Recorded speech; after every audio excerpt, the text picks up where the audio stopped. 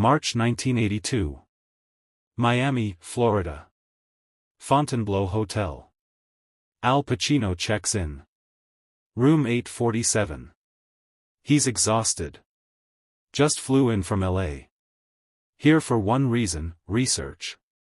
He's playing Tony Montana in Scarface. Cuban drug lord. Violent.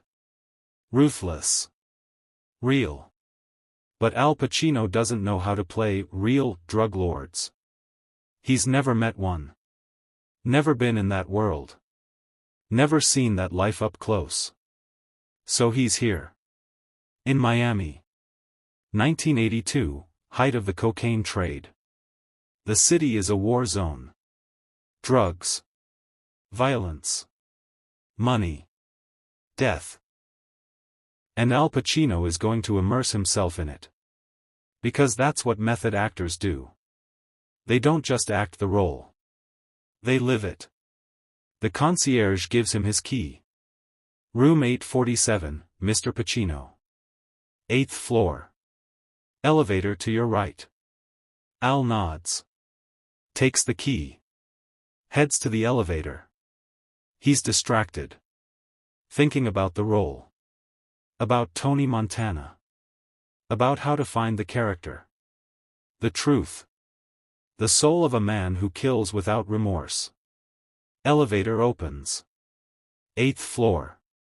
Al walks down the hallway. Looking at room numbers. 841, 843.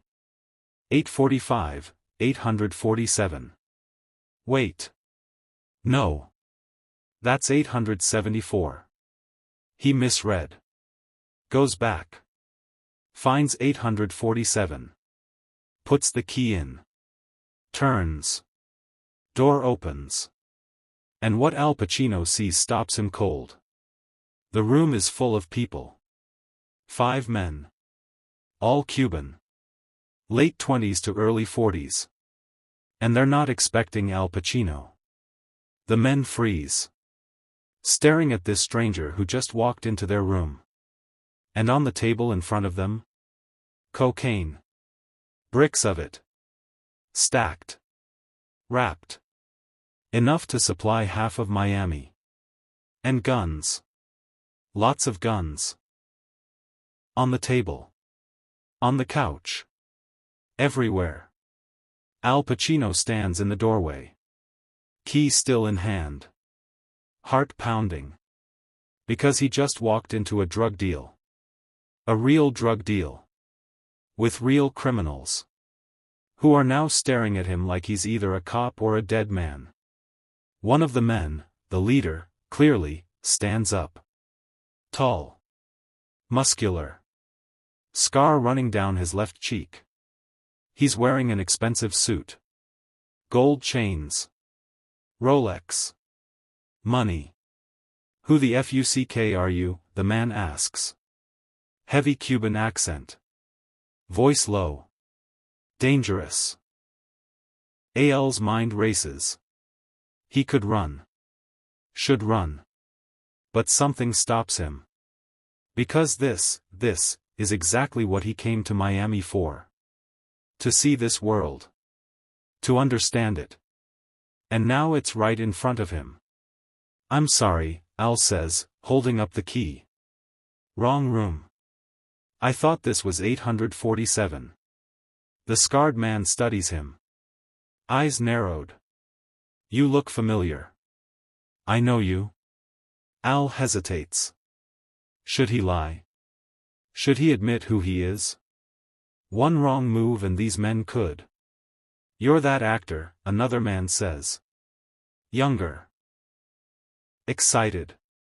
Godfather. You're Michael Corleone. The room relaxes. Slightly. Because they know him. They've seen him. The Godfather is a cultural phenomenon. Even drug dealers watch it. The scarred man smiles. But it's not a friendly smile. It's the smile of a predator deciding whether to eat you or let you go. So. Al Pacino. The actor. Walks into MY room. By accident. He laughs. Cold. You know what we do to people who walk into places they shouldn't? Al's blood runs cold. But he doesn't back down. Because backing down shows fear. And showing fear in this world? That gets you killed. I genuinely made a mistake, Al says. Voice steady. I'm staying on this floor. Got confused. I'll leave. Forget I saw anything. Too late for that, the scarred man says. You already saw. So now we have a problem. The other men stand up. Hands moving toward guns. The energy shifts. Dangerous. Deadly. And Al Pacino realizes, he might not walk out of this room alive. But then the scarred man does something unexpected. He laughs. Really laughs. Loud. Genuine. Relax, Pacino. I'm fucking with you. You think I'm gonna kill Al Pacino? The Godfather? Nah, man. That would be bad for business. And disrespectful to the culture. The other men relax. Lower their hands. The tension breaks. Al exhales. Didn't realize he was holding his breath. But since you're here, the scarred man continues, and you saw all this, you gotta sit down. Have a drink. We can't let you just leave without talking. That would be rude. It's not a request. It's an order. Polite. But an order. Al nods. Steps into the room. Closes the door behind him. Sits on the couch. Across from the table full of cocaine and guns. The scarred man pours a drink. Rum. Hands it to Al. I'm Carlos. This is my organization. We move product. A lot of product. And you? You're researching a role, no? How did you? Word gets around. You've been asking questions in Miami. Talking to people. Looking for real drug dealers. Well, congratulations. You found one. The one. So what do you want to know? Al looks at Carlos. Really looks at him. And sees something. Not a monster. Not a cartoon villain. But a man. Complex. Intelligent. Dangerous. But human. I'm playing a Cuban drug lord, Al says carefully. Tony Montana. He comes to America with nothing. Builds an empire. Loses everything. I need to understand how someone like that thinks. Acts. Lives. Carlos nods. Sips his drink. You want to know how we think? How we live? Okay. I'll tell you. But first, answer me something. Why do you want to play this role? You're Al Pacino. You could play anything. Presidents. Heroes. Saints. Why a drug dealer? Al considers this. Because Tony Montana is more than a drug dealer. He's the American dream turned into a nightmare. He's an immigrant who wants success. Power. Respect. And he's willing to do anything to get it. That's a story worth telling. Carlos smiles. You're right. But you don't understand how right you are. Because you're talking about Tony Montana. I'm living it. Every day. You know why I do this? Why I risk my life?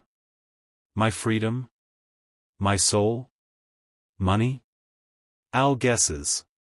Respect, Carlos corrects. Money is just the scorecard. But respect? That's everything. In Cuba, I was nobody. Poor. Invisible. Nothing. Then I came here. To America. The land of opportunity. And you know what I found? I'm still nobody.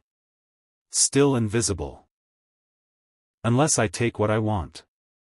Unless I make people see me. Fear me. Respect me. That's what this is about.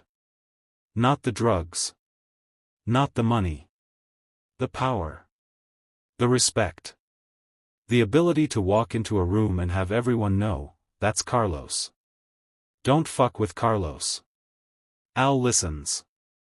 Absorbing. Learning. Because this is what he needs. The psychology. The truth behind the violence. For the next 3 hours, Al Pacino and Carlos talk. About power. About fear. About respect. About the cocaine trade. About violence. About the price of ambition. About what it costs to be a king in a criminal empire. Carlos tells stories. About deals gone wrong. About rivals killed. About betrayals. About the paranoia. About sleeping with a gun under your pillow because you never know when someone's coming for you. You want to play Tony Montana? Carlos says. Then understand this. He's not a villain. He's a survivor. He's a man who came from nothing and refused to be nothing. And that refusal? It makes him dangerous. Because he'll destroy anyone who tries to push him back down.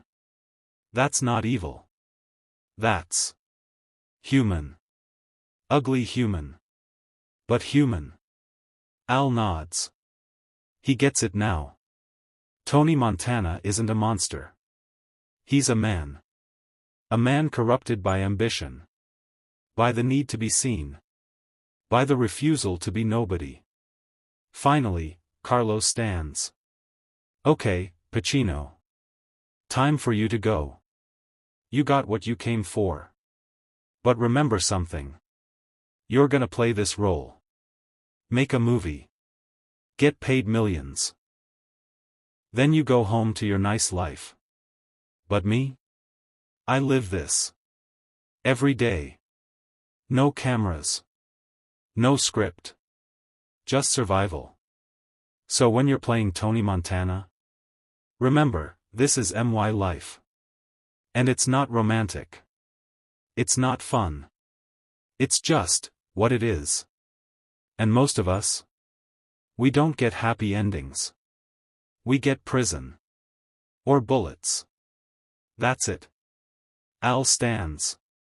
Shakes Carlos's hand. Thank you. For trusting me. For teaching me. I won't forget this. Good. Now get out. Room 874. Not 847. Remember that. Al walks to the door. Hand on the knob. Turns back. One more question. The scar on your face. How'd you get it? Carlos smiles. Touches the scar. Chainsaw. Deal gone bad. Cartel sent a message. I survived. Other guy didn't. That's the business. Al nods. That's going in the movie. The chainsaw. The violence. The reality. He leaves. Walks down the hallway. Finds the real room 847. Locks the door. Sits on the bed. And he knows. Knows. Tony Montana just became real. Because Al Pacino didn't just research a character. He met him. Talked to him. Understood him. Scarface is going to be different. Darker. More real. Because Al Pacino walked into the wrong room. And found exactly what he needed. April 1982. 1 month after the hotel encounter. Los Angeles. Scarface production office. Al Pacino walks in for the first script meeting with Brian De Palma, director, and Oliver Stone, screenwriter. They're finalizing the script. making last changes before filming starts. But Al has something to say. Something that's going to change everything. The script is good, Al begins. But it's not real enough.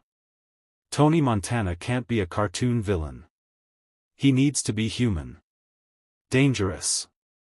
But human. I met someone in Miami. Someone who lives this life. And I learned things. Things we need to put in this film. Brian De Palma leans forward. What kind of things? The violence isn't just violence. It's business. It's sending messages. And it's personal. These guys don't kill because they're evil. They kill because it's the only language their world understands. Respect through fear. Power through violence. And Tony Montana? He needs to embody that.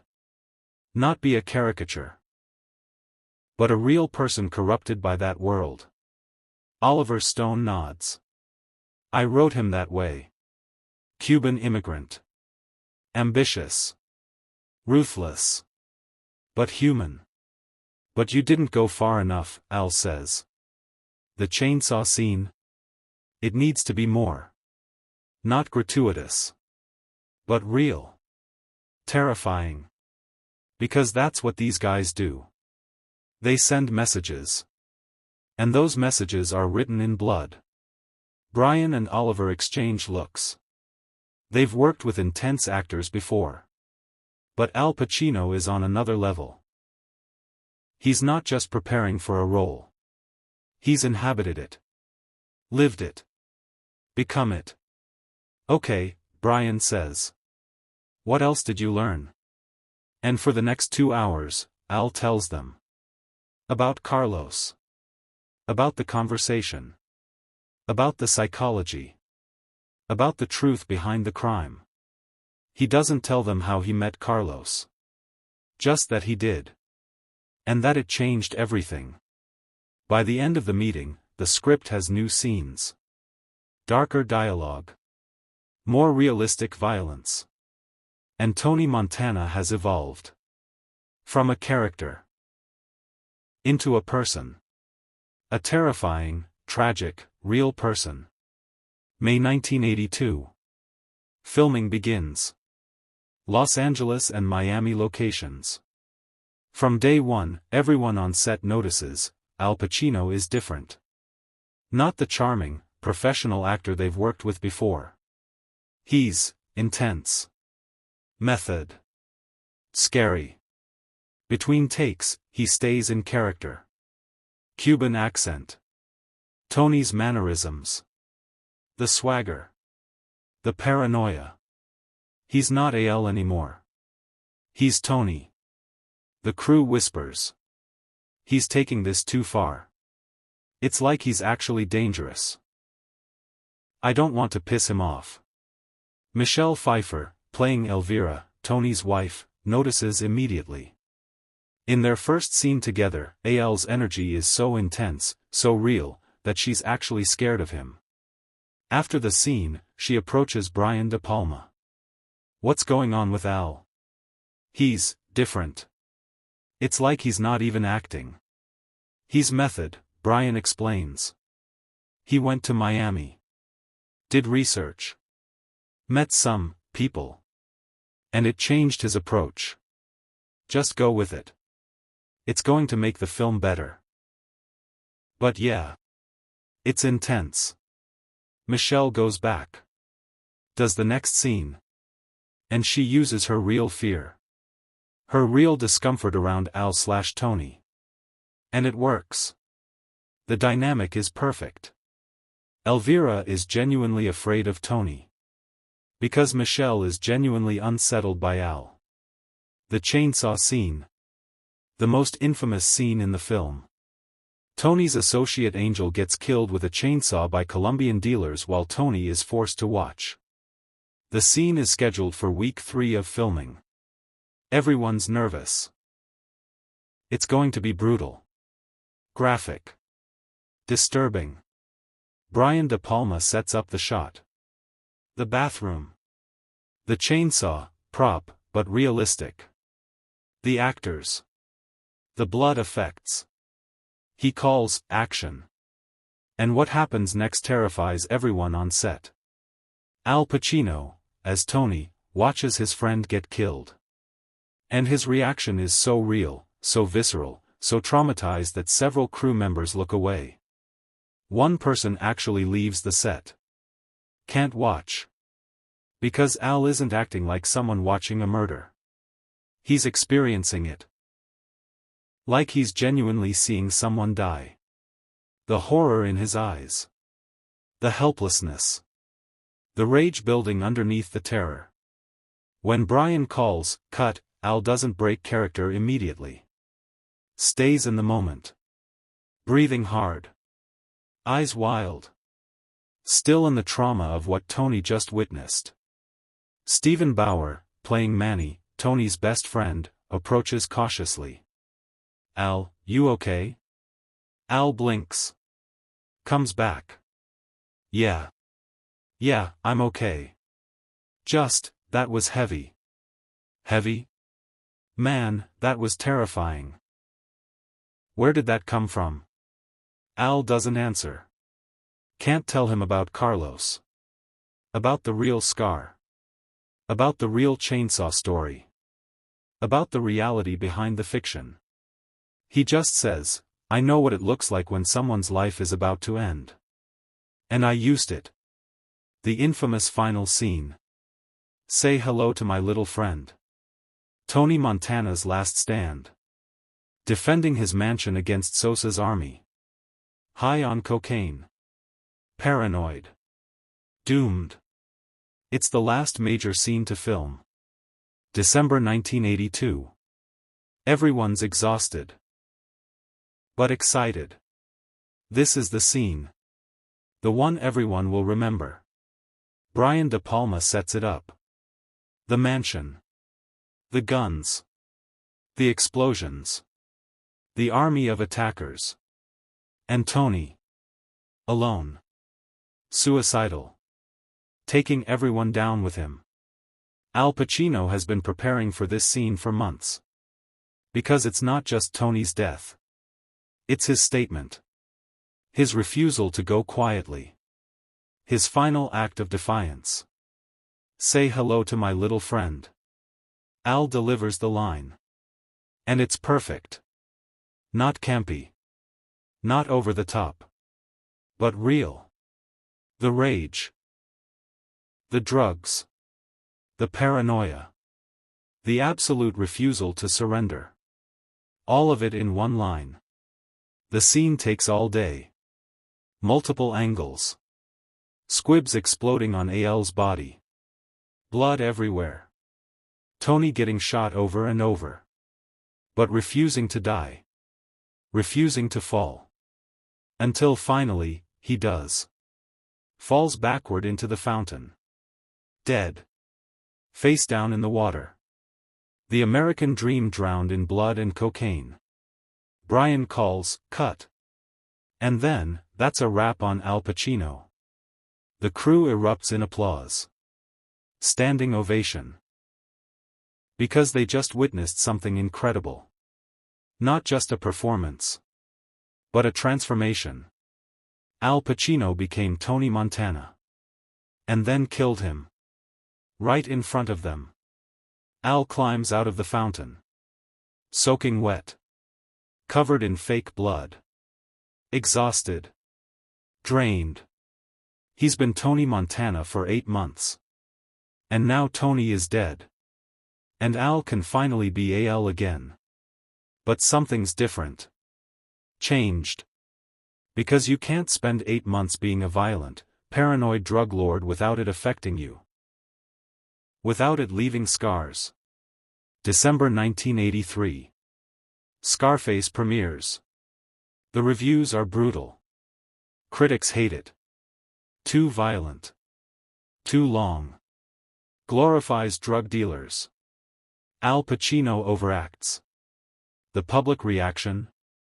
Mixed. Some people love it. Others are disgusted. The film is controversial. Divisive. Not the hit everyone expected. Al Pacino reads the reviews. And he's numb. Because he gave everything to this role. More than any role before. He went to dark places. Real places. Dangerous places. And the critics are calling it overacting. But here's what the critics don't know. What they can't know. Al Pacino wasn't overacting. He was being truthful. To the research. To Carlos. To the reality of that world. Scarface wasn't supposed to be subtle. Tony Montana wasn't supposed to be sympathetic. The film was supposed to be a mirror. Showing America the ugly side of the American dream. The violence. The greed. The cost. And Al delivered that. Perfectly. But 1983 audiences aren't ready for it. 1984, 1 year after Scarface's release. The film has a cult following now. Home video sales are huge. Hip-hop artists are quoting it. Street culture has embraced it. Tony Montana is becoming an icon. Al Pacino is doing a small interview tour. Trying to rehabilitate the film's reputation. And in Miami for a press junket, something unexpected happens. He's at a hotel bar. Having a drink after a long day of interviews. And a man approaches. Tall. Muscular. Expensive suit. Gold chains. It Takes Al a second to recognize him. But then he does. Carlos. Pacino, Carlos says. Smiling. That same Predator smile from 2 years ago. I saw your movie. Al's heart races. Yeah? What did you think? Carlos sits down. Orders a drink. I think you nailed it. Tony Montana? That's me. That's every guy I know in this business. The ambition. The paranoia. The violence. All of it. You didn't romanticize it. You showed it for what it is. Ugly. Brutal. Real. And you know what? I respect that. The critics didn't agree. Fuck the critics. They don't live this life. They don't know. But I know. And you got it right. That chainsaw scene. I told you that story. And you put it in the movie. That took balls. I wanted to honor the truth. Your truth. Carlos nods. You did. But let me tell you something. That final scene. Tony refusing to go down. Fighting to the end. That's not gonna be me. You know why? Why? Because I learned from Tony Montana. I watched him lose everything because he couldn't control his ego. His paranoia. His greed. And I'm not making those mistakes. I'm getting out.